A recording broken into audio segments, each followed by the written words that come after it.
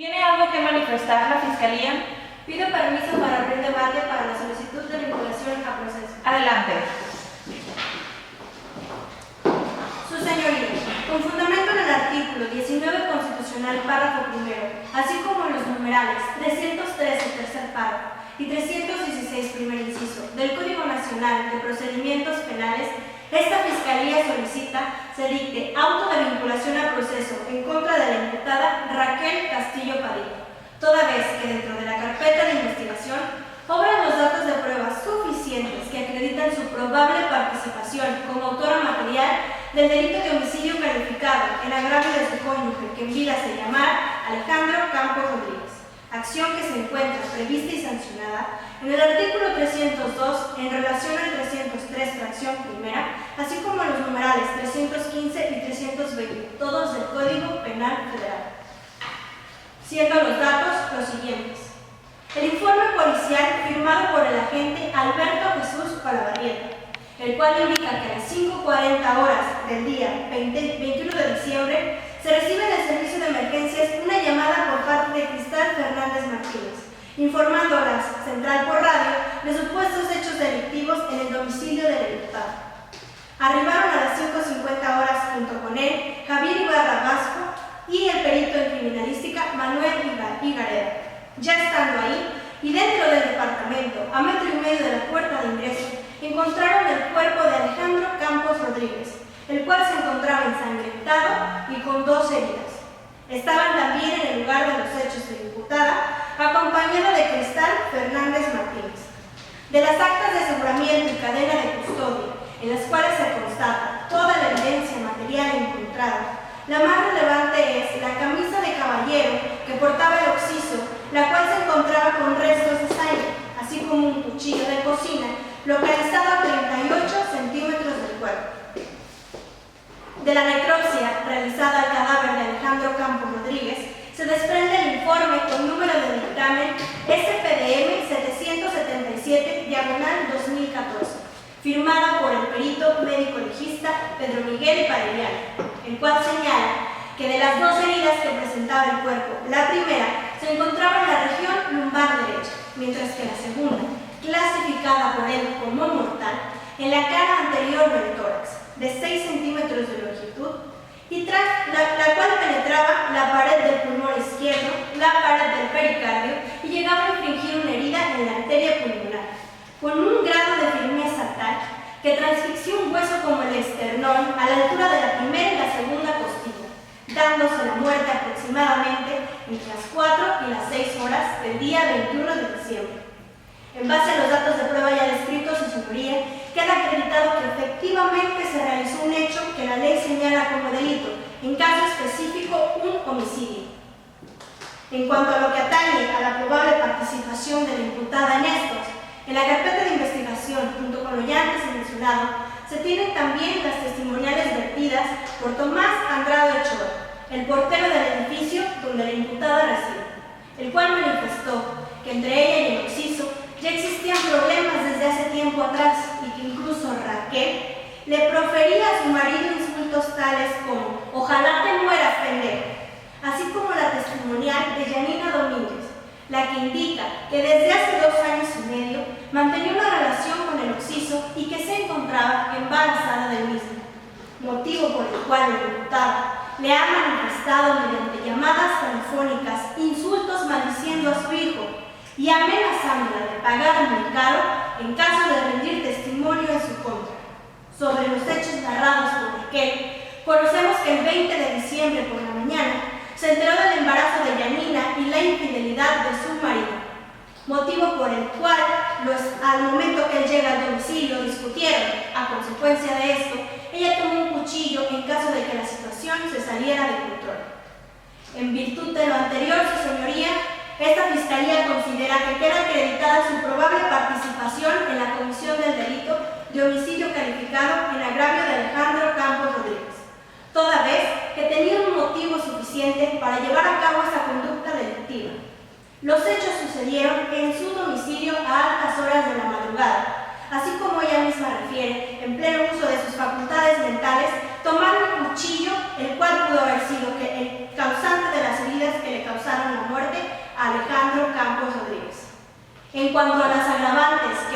señala como necesarias para que exista un homicidio calificado, esta Fiscalía sostiene que han quedado actualizadas la premeditación, alevosía, ventaja y traición, las cuales están previstas en el artículo 316, fracción segunda y tercera, así como 318 y 319, todos del Código Penal Federal. Toda vez que Raquel tuvo un amplio rango de tiempo para planear los hechos que llevaría a cabo, desde el momento en que ella se entera de la infidelidad hasta el momento en que el occiso llega al homicidio. Ella también se encontraba superior en armas, dejando debilitado al mismo. Y toda vez que de la relación que entre ellos existía, puesto que eran cónyuges desde hace 10 años, la víctima Alejandro Campos Rodríguez jamás pudo prever que su esposa, la hoy imputada, lo privara de la vida. En virtud de no quedar actualizada ninguna excluyente del delito ni causa de inimputabilidad, como así lo prevé el artículo 15 del Código Penal Federal, esta Fiscalía reitera su posición y solicitud de vincular a proceso a la hoy imputada Raquel Castillo Padilla por la comisión del delito de homicidio calificado en agravio de su cónyuge Alejandro Campos Rodríguez. Es cuanto. Por parte de la defensa, ¿algo que manifestar? Sí, su señoría. Una vez escuchados los argumentos mediante los cuales la Fiscalía pretende vincular a proceso a mi defendida, esta defensa, en términos del artículo 313 del Código Nacional de Procedimientos Penales, procede a dar contestación con intención de precisar las circunstancias particulares en que ocurrieron los hechos presuntamente delictivos. Por la Fiscalía se ha dicho que mi defendida privó de la vida a su cónyuge de manera dolosa, con premeditación, alevosía, ventaja y traición, pero utiliza datos de pruebas que no solo no son concluyentes, sino lo que es peor, el rango probatorio para demostrar esos hechos es casi nulo, porque mi defendida actuó bajo los efectos de un trastorno mental transitorio, conocido mejor como miedo grave, por lo que no podía actuar de otra manera. Al respecto, la Suprema Corte de Justicia de la Nación ha definido este trastorno como la amenaza de un mal grave e inminente que realmente existe o se finge en la imaginación, impidiendo a la gente del delito entender y querer la conducta y su resultado. Siendo así, y en base a los testimonios de la misma imputada y de la magistrada Gabriela Enrique Pons, esta defensa sostiene que mi defendida a lo largo del día 20 de diciembre de 2014 se sentía muy mal, esto es, vomitaba constantemente debido a los problemas que traía con el hoyo exciso. La situación en que vivía mi defendida le causaba miedo, toda vez que minutos antes del hecho delictivo, mi defendida recibió un mensaje amenazante de su cónyuge en el cual expresaba textualmente: por eso te va como te va. Este mensaje solo se comprende si se analizan el resto de circunstancias ocurridas alrededor del hecho, esto es, la violencia física y psicológica que le profirió Alejandro Campos Rodríguez a mi defendida. Ahora, con base a esto se tiene motivo suficiente para comprobar que mi defendida actuó bajo los efectos de un trastorno mental transitorio, lo cual, según la fracción novena del artículo 15 del Código Penal Federal, es un excluyente de delito, pues impide al agente activo que se actualice su culpabilidad. Siendo así, y citando a la Suprema Corte de Justicia de la Nación en una tesis jurisprudencial emitida en la cual dice que son 3 los elementos para que se acredite dicho supuesto, siendo el primero que con anterioridad al hecho culminante que provocó el miedo grave haya habido por parte del amenazante una actuación o amenaza grave. Segundo, que en el caso de colisión encuentro entre el amenazante y el amenazado, aquel por su actitud o vía de hecho haga creer a este fundadamente que va a ejecutar la amenaza. Y tercero, que en el momento preciso de la agresión el amenazado la repela. Esta defensa considera que tales requisitos se adecúan al caso concreto. Ahora, el mismo Tribunal Supremo menciona un requisito indispensable para que se acredite este excluyente, siendo esta la pericial médica, con lo cual contamos con la evaluación realizada por el doctor Ricardo Martín Toscano, en el cual evidencia el estado psicofisiológico en el que se encontraba mi defendida, siendo este un ataque de pánico mostrando síntomas de miedo a morir. Sumándose a esto, tengo los testimonios del primer lugar, Cristal Fernández Martínez, su vecina, quien señala que instantes después del hecho, Raquel, era incapaz de formular una frase entera. Y segundo, el testimonio del policía Alberto Jesús Olava Vieta, quien señala que cuando llega al lugar de los hechos, mi defendida se encontraba en una habitual crisis nerviosa. Con base a esto se demuestra la naturaleza de la actuación de mi defendida impulsada por un trastorno mental transitorio. Siendo así, esta defensa considera desacreditado el cuarto requisito indispensable para que se vincule al proceso de imputado, ya que los datos de prueba vertidos por la Fiscalía no son idóneos ni pertinentes y en su conjunto son insuficientes para acreditar la actuación voluntaria y consciente de mi defendida. Es por todo lo expuesto que en los términos del artículo 319 del Código Nacional de Procedimientos Penales solicito que se dicte auto de no vinculación a proceso a favor de mi defendida, la ciudadana Raquel Castillo Padilla. Es cuanto, su señoría. ¿Tiene algo que manifestar la Fiscalía? Sí, su señoría.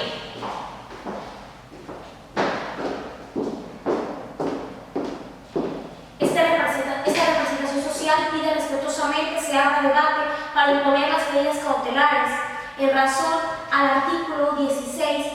constitucional, párrafo segundo, lo mismo con los artículos 153, 157, 158 del Código Nacional de Procedimientos Penales. Esto por encontrarnos en el momento procesal oportuno, tal y como lo establece el artículo 154 en su fracción segunda del Código Nacional de Procedimientos Penales. Motivo por el cual tengo a bien solicitar que, conforme a lo dispuesto en el artículo 155, fracción decimocuarta del Código Nacional de Procedimientos Penales, opere prisión preventiva en contra de Raquel Castillo Padilla por todo el tiempo que dure el proceso. Primero debemos tomar en cuenta que a la imputada se le persigue en este proceso por un delito de comisión violenta, que de resultar culpable del mismo sería acreedora a pena establecida en el Código Penal Federal que oscila entre los 30 y 60 años de prisión, motivo suficiente para que ésta se sustraiga de la acción de la justicia. Además, debemos tomar en cuenta las circunstancias que obran, que se desprenden de la opinión de la unidad de las medidas cautelares emitida por la licenciada Soledad Tejano Ramírez, mismas que obran de la carpeta de investigación, que nos dicen que Raquel no tiene dependientes económicos, reside solo en su domicilio y, según lo vertido por la magistrada Enríquez Pons,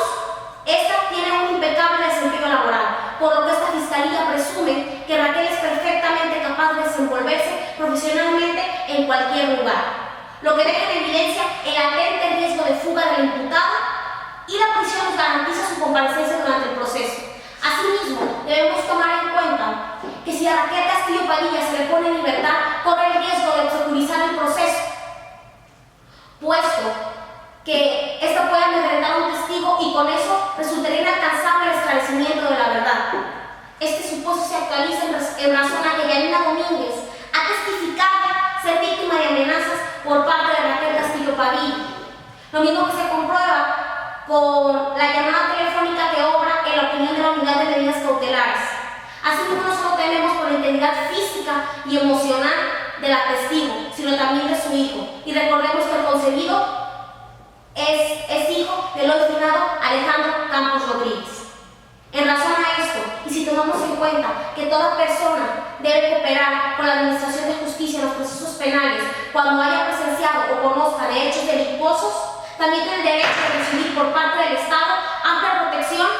si esto le supone un riesgo o una amenaza, por lo cual consideramos que la medida cautelar que solicitamos es la capaz de brindarle seguridad a la testigo. Por todas las razones señaladas hasta aquí,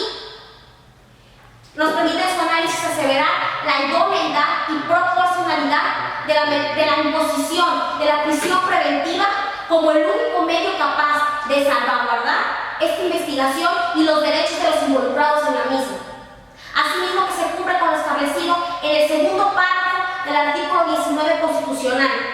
como el artículo 156, 167, 168, 169 y 170 del Código Nacional de Procedimientos Penales. Por lo que resulta absolutamente necesario que usted, señoría, imponga la medida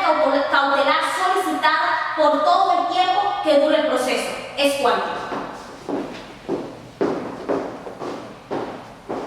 Por su parte, la defensa tiene algo que manifestar. Sí, su señoría. Adelante.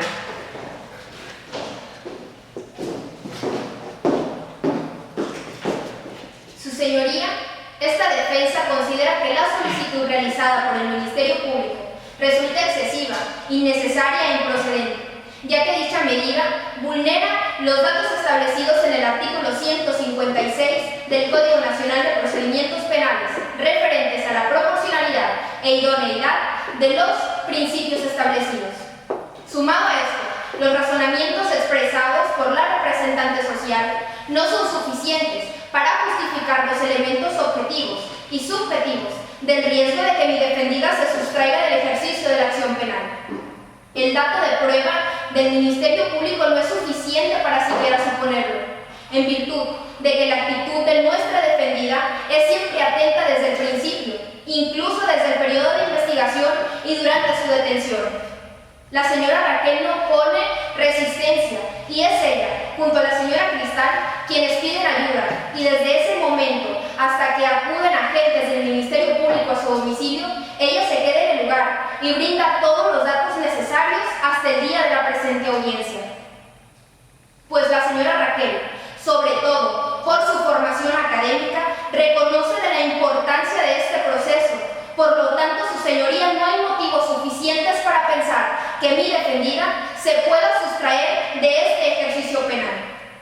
Es por lo anterior mencionado, y también mencionando que el Ministerio Público afirma de que el hecho de que mi defendida manifieste un comportamiento inapropiado referente a la señora Rodríguez, hecho de prueba con un estándar probatorio mínimo, puesto que se basa solamente en el criterio de la quejosa. Y no debemos olvidar que la Suprema Corte de Justicia de la Nación dice bajo jurisprudencia número 174-830 que un testigo único solo podrá formar convicción si en el mismo concurren circunstancias de verdadera veracidad y que no sea capaz de falsear los hechos de los que se relatan. Tomando en cuenta esto, la señora Domínguez no es un testigo presencial, sino solamente da testimonio de la relación que mantenía con el ahora occiso. Por lo anterior expuesto, es que esta defensa reitera su oposición a la medida cautelar solicitada por el Ministerio Público, pues recordemos que es desmedida e infundada. Y recordemos también que la prisión preventiva es una medida que se debe aplicar como última ratio essentiae para garantizar con ello que se respeten los derechos fundamentales de mi defendida. De igual manera, esta defensa se acoge a los artículos 7º y 8º del Pacto de San José, para exponer ante usted, su señoría, que toda persona tiene derecho a la libertad, y toda persona inculpada de delito tiene derecho a que se presuma su inocencia y se respeten sus derechos fundamentales. Es por esto, señor juez, que esta defensa pide ante usted se sustituya la prisión preventiva por una medida cautelar menos lesiva para nuestra defendida, como pudiera ser la presentación periódica ante usted, señor juez, o ante autoridad distinta por la que usted decide, por considerar esto una verdadera medida cautelar para mi defendida, reafirmando con esto, su señoría, la verdadera eficacia de este ejercicio jurisdiccional. Es cuanto.